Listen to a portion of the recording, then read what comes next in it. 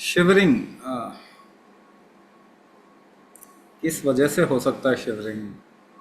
If there is a nerve damage और there is a pinching of nerve in the spine, रीढ़ की हड्डी में या तो नर्व दब रहे हैं या तो नर्व डैमेज हुआ, ये दो कारण से हो सकता है। तो इसमें what is the solution? Solution क्या है फिर? Either you regenerate the nerve और यू अलाइन योर बॉडी, शरीर का या स्ट्रेंथ बढ़ा सकते हैं या नसों को रीजनरेट दोबारा से नया बनाने की कोशिश कर सकते हैं। ये दो ही तरीके हैं ना इसके, और तो कोई तरीका नहीं। Now it cannot be regenerated by any other mean, दवाई से तो नहीं होगा ये।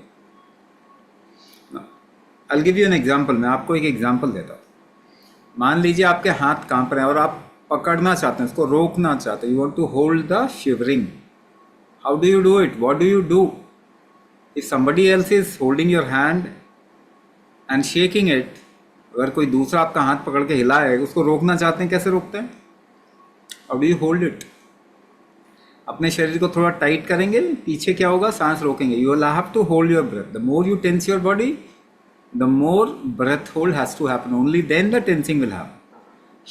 ब्रेथ होल्ड होना पड़ेगा, तब जाके आपका शरीर टाइट होगा, तब उसे रोक पाएंगे। तो what is the controlling factor of your body? आपके शरीर का कंट्रोल करने का तरीका क्या है? सांस रोक के, breath hold. So if you improve your breath hold capacity, अगर उसको बढ़ा देंगे तो पहली बात, the first thing that will happen is you will be able to control yourself more, अपने आप को ज़्यादा कंट्रोल कर पाएंगे। The second factor, regeneration of nerve tissue. Nerve का रीजनरेशन होता है क्या? हाँ जी, होता है, होता है, दवाइयों से नहीं होता। लेकिन नर्व का रीजनरेशन कैसे होगा? आपके शरीर में स्टेम सेल्स बैठे हुए हैं, ये गूगल करके पढ़ लो, स्टेम सेल्स आपके शरीर में बैठे हैं। उनको अगर ट्रिगर मिलेगा तो रीजनरेशन का प्रोसेस शुरू होगा। वो ट्रिगर क्या है?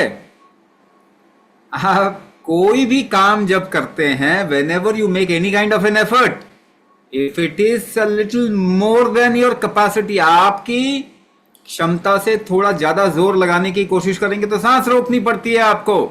हाँ या ना? आप जानते हैं इस बात को? क्या आप समझ पा रहे हैं जो मैं बोल रहा हूं कि नहीं? कैमरा तो ऑन कर लो कम से कम, नहीं तो वर्चुअल हैंड उठा दो, थम्स अप तो करो। आप बोलेंगे नहीं तो फिर क्या? ना समझेंगे, ना बोलेंगे, ना कुछ करेंगे, फिर कैसे ठीक होंगे ये बताओ। 100 साल में पार्किंसन कोई ठीक हुआ है क्या दवाई खा के? Has anybody come out of Parkinson through medicine? Medicine लेके कोई भी ठीक हुआ है क्या? नहीं हुआ है। तो ये आपको समझना पड़ेगा, यू नीड टू अंडरस्टैंड कि आपने सोचा ना कि कोई दवाई मिल जाएगी, ठीक हो जाएंगे, it is not going to happen, ये कभी नहीं होने वाला। तो आपको समझना पड़ेगा, you need to understand and do the right thing. समझ के आपको सही चीज करनी पड़ेगी। तो आपका स्ट्रेंथ कैसे बढ़ेगा? फर्स्ट पार्ट बताया, कंट्रोल कैसे बढ़ेगा? सांस रोकने की कैपेसिटी बढ़ाएंगे। तो कोई और तरीका है? नहीं, कोई और तरीका नहीं है। Second thing, regeneration. आपके नर्व्स को रीजनरेट करना है, दोबारा बनाना है। तो इसमें दो चीज बता रहा हूं, ध्यान से सुनिए, आपको समझना पड़ेगा पहले। आप ये मत सोचो कि आपको जो बताया जा रहा है वो सच है।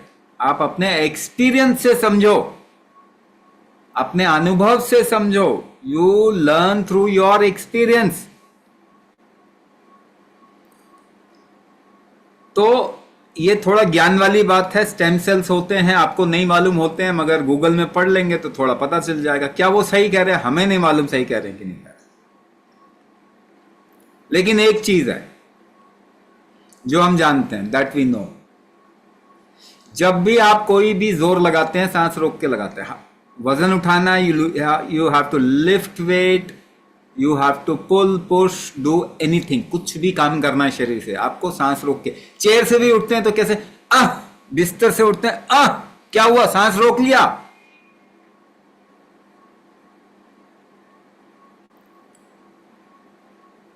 तो ये आपको मालूम है, जिम में लोग जाते हैं, जिम में जाते हैं, वो वेट उठाते हैं और उनके मसल बन जाते हैं, वेट उठा के दे बिल्ड मसल, रीजनरेशन होता है ना, नया बन जाता है, बड़े बन जाते हैं। तो वेट से होता है क्या? नहीं, सांस रोकने से होता है। वो वेट उठाते कैसे हैं? सांस रोक के वेट उठाते हैं। कुंभक से मसल बनते हैं, नर्व्स भी बनते हैं, क्योंकि कुंभक एपिजेनेटिक ट्रिगर है, स्टेम सेल्स का ट्रिगर ही सांस रोकना है, कुंभक है। तो नए नसों को बनाना है तो कुंभक करना पड़ेगा। दूसरा, मेटाबॉलिज्म, भोजन कितना आप यूज कर पा रहे हैं, आप जो खाते हैं, how much you are able to utilise the food, इसको मेटाबॉलिज्म बोलते हैं। हाँ, आपके साथ में कोई असिस्ट करके ज्वाइन करता, फैमिली मेंबर है ना, तो हम अलाउ करते हैं, family member can join and help the patient. Metabolism का मतलब क्या है?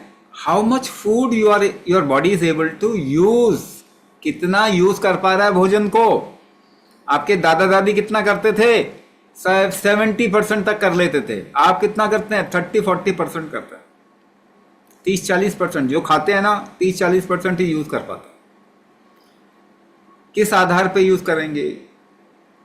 Metabolic strength. वो शरीर, आपके दादा दादी शरीर से ज्यादा काम करते थे, कुंभक करते थे, आप नहीं करते हो। तो अगर मेटाबॉलिज्म बढ़ाना है तो कोई दवाई, कोई भोजन नहीं बढ़ा पाएगा, कुंभक करना पड़ेगा। दो तरीके से रीजनरेशन, क्योंकि भोजन जितना इस्तेमाल होगा उतनी नई टिश्यूज, नई चीजें बन पाएंगी आपके। एक तो ट्रिगर चाहिए, दूसरा मटेरियल चाहिए, ये दोनों कुंभक के जरिए आएगा। ठीक है। अगेन नेक्स्ट पार्ट जो मैं बोल रहा हूं उसको भी ध्यान से सुनिए। क्यों मैं बोल रहा हूं ध्यान से सुनिए? आप लोग समझदार हैं ही, you are intelligent people. Problem यह है कि 2-4 अंग्रेजी के वर्ड आपको सुना देते हैं जिसका कोई एक्सपीरियंस नहीं है, आप सोचते हैं यही सही है।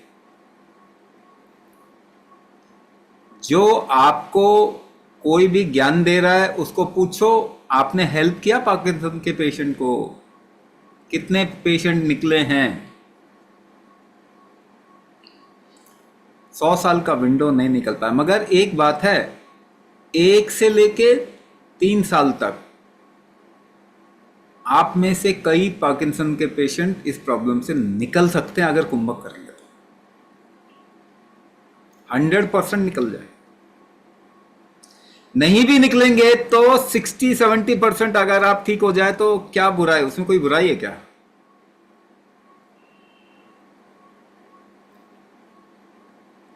ध्यान से इसीलिए सुनने के लिए कह रहा हूं। आपकी जॉइंट की स्ट्रेंथ क्या है? सपोज कीजिए हाथ कहां पर हैं?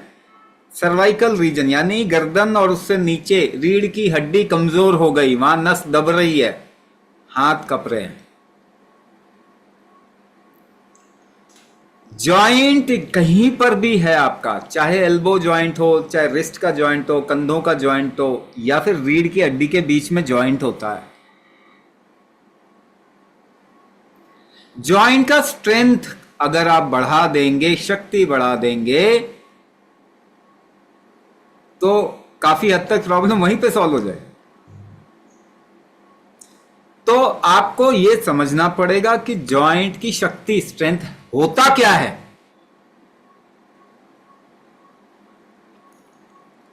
मान लीजिए आप एक हाथ से एक डंबल, कहते हैं ना, एक भारी वजन उठा रहे हैं, तो आपको एल्बो को इस्तेमाल करना